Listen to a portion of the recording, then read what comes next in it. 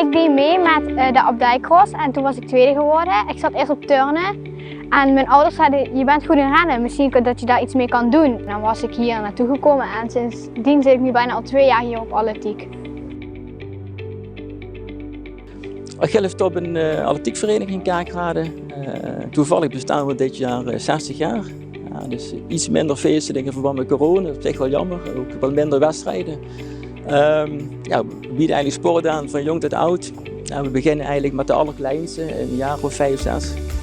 En dat gaat door tot en met de senioren. Ja, dat zijn al oudere mensen van 60, 70, 80 jaar. Dus een heel breed veld wat we eigenlijk aanbieden. Wij trainen bij Achilles Top en we zitten bij de groep Apenpellen 2. Ja. En hun 2 zijn junioren.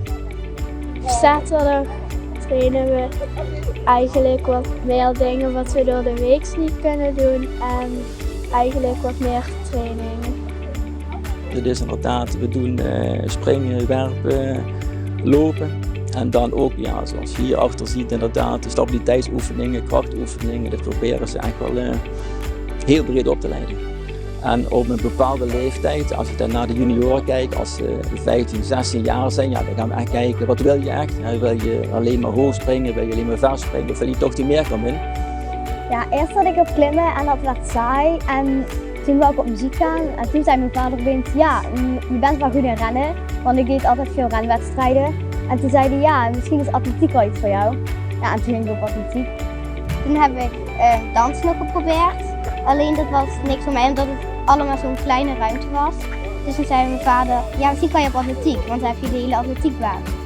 En toen ben ik op atletiek gegaan en ik vond het meteen leuk. En nu zie ik al 4 jaar op atletiek. Nieuwe leden kunnen altijd komen kijken. Liefst hebben we dat ze een proeftraining meedoen. En ze kunnen altijd 1 maand gratis meetrainen. En die 1 maand is bewust gekozen omdat atletiek eigenlijk een hele gevarieerde sport is. En stel, we zouden 1 keer komen trainen, we zouden die 1 keer net hoogspringen doen. En dan denken ze, hoogspringen is heel leuk. Dus daarom is inderdaad die maand dat ze ook alle onderdelen, alles hebben gezien. En dan wel eigenlijk een bewuste keuze kunnen maken. Leuk, ik vind het wel een goede club. We leren ook heel veel, dus dat vind ik wel fijn. Wat doe je?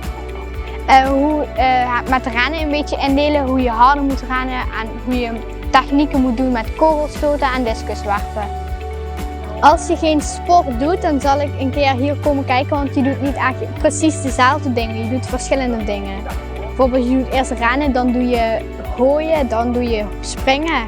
Dus het is wel leuk, dat het een beetje verschillend is. Ja. Dus daarom kan je eigenlijk nooit vervelen. Of daarom kan je het nooit meer niet echt leuk vinden, omdat je altijd wel verschillende dingen. Ja, Achilles Top is de beste club, dus iedereen moet naar Achilles Top komen. Vind ik ook. Ja.